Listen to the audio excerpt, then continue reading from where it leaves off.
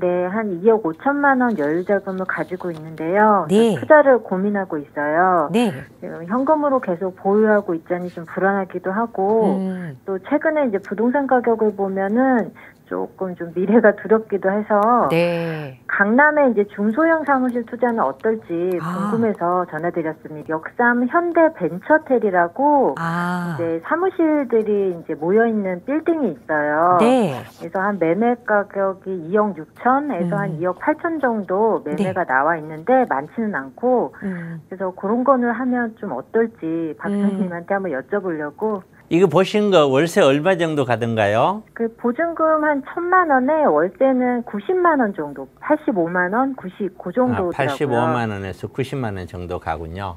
투자를 해야 될 상품을 크게 나누면은 주택과 비주택 이 두 가지로 나눌 수가 있어요. 엉뚱한 얘기 하나만 제가 말씀을 드릴게요. 주택과 비주택을 우리가 거래를 하거나 뭘 할 때 보면 주택에는 부가세라는 게 없죠. 비주택은 부가세가 있죠. 그게 왜 그러냐면은 주택이 원래 부가세가 없는 게 아니에요. 원래 주택도 부가세라는 거는 그 밸류 에디 텍스거든요. 가치가 더 늘어나는 것에 따르는 세금이에요. 땅만 가지고서 있다가 가격 말고 가치거든요. 그대로 땅으로 팔면은 부가세라는 것은 존재하지 않아요. 땅 위에 건물을 지어요. 그러면 땅의 가치가 높아지잖아요. 그러면 이 건물에 대해서는 부가세라는 게 발생이 돼요. 그렇기 때문에 주택에 대해서도 당연히 부가세가 있는데 주택은 사람이 사는 집이잖아요.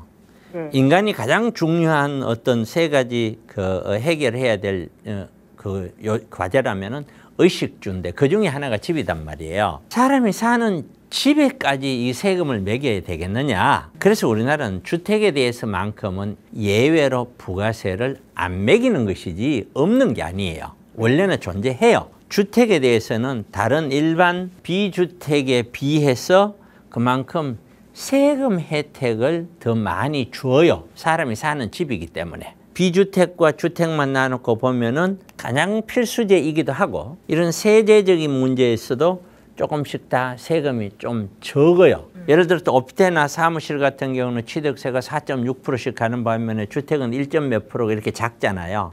그런 차등을 주는 이유가 바로 주택이기 때문에 주는 거예요. 주택 중심으로 투자를 하려고 하겠죠. 주택 중심으로 투자를 하려고 하는데 내가 주택이 하나가 있어. 일단은 문제가 안 돼요. 근데 주택이 이제 2주택, 3주택, 4주택으로 가면서 국가가 주택 한 채는 몰라도 주택 세 채, 네 채는 너 이거 주택을 투기를 하려고 하는 거 아니냐. 주택을 이용해서 사람 사는 집인데 이걸 가지고 굉장히 나쁘게 봐요. 국가는.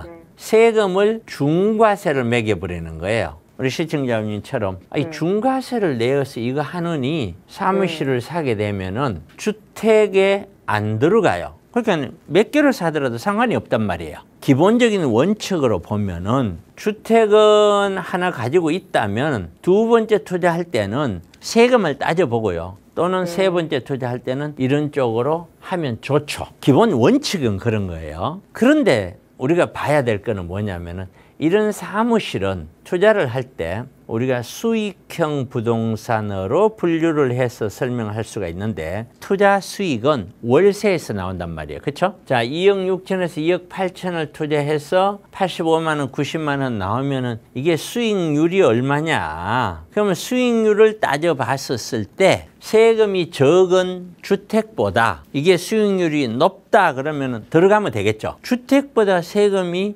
수익률이 별로 높지 않다. 그러면 굳이 이걸 해야 될 필요가 없잖아요. 근데 지금 대충 계산해 보면은 대충 한 4% 가까이 나오는 것 같아요. 주택은 아까도 말씀드린 대로 각종 세금 보유세라든가 이런 데 대한 혜택을 주는데 재산세 이런 거. 이런 어떤 사무실은 재산세 혜택이 없어요. 많죠. 그만큼.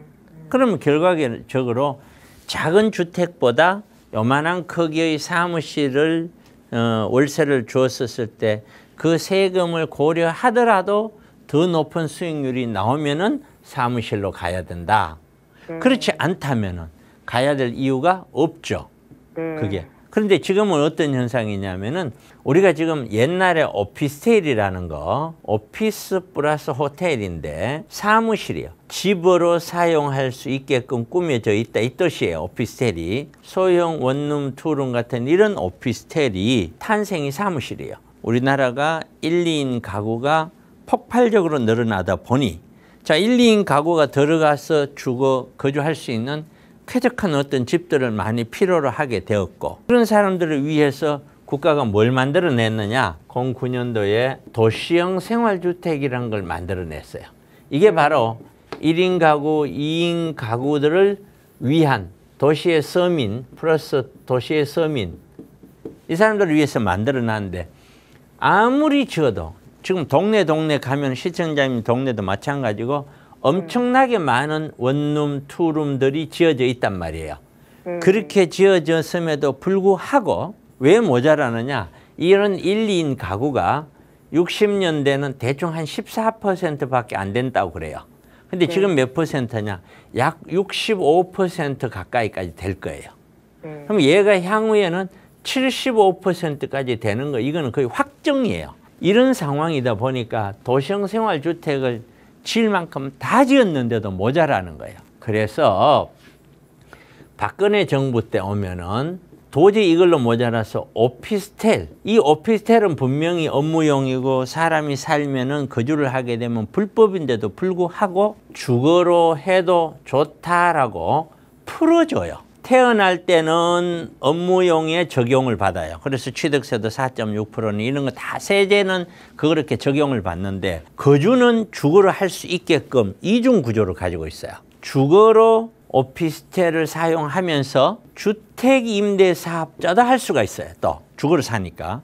주택임대사업자를 해버리면 세제 혜택도 받아요. 이 지금 도시형 생활주택과 오피스텔이 혼재해서 서울시 안에서 굉장히 많이 공급되었지만 그 물량으로도 지금은 턱도 없이 모자라는 거예요. 땅값은 너무 올라서 새롭게 오피스텔을 공급하고자 하는 분들은 오피스텔 분양가를 높일 수밖에 없고 그 높은 가격에는 다른 사람들은 안 살려고 하는 거예요. 그러니까 공급 자체가 안 돼. 서울 시내가 공급이 안 되고 있어요. 오피스텔 공급이. 오피스텔이나 도시형이 주어진 물량 가지고 지금 계속 늘어나는 1, 2인 가구가 들어오다 보니 월세는 올라가고 그러다 보니까 수익률이 높아지죠. 그래서 최근에 제가 몇 사람한테 오피스텔을 권해드리고 기존에 이제 신축이 아닌데 수익률은 몇 퍼센트가 나왔냐면은 5에서 5.5%가 나와요. 수익률이.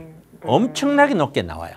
뭐 역대 이렇게까지 높은 적이 있었나 싶을 만큼 높아요. 지금 시청자가 보신 역삼 벤처텔 이런 사무실의 수익률이 4%대의 어떤 세제 혜택은 별로 없죠.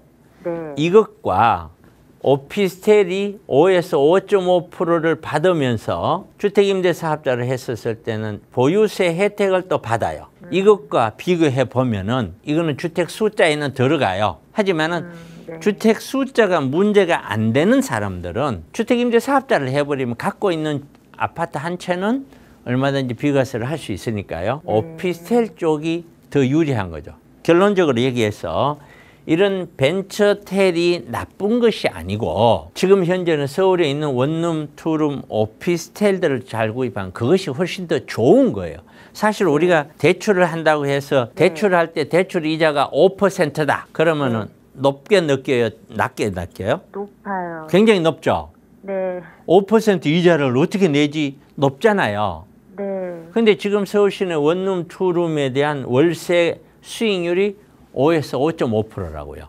이게 쉽게 떨어지는 게 아니라 계속 오름 추세예요. 왜 서두에서 말씀드렸지만 수익형 부동산을 사라. 원룸, 투룸 어떤 수익률 높은 그런 오피스텔 쪽으로 꼭 좀 제가 구입을 권해드리고 싶어요. 그 정도로 상담해 드릴게요.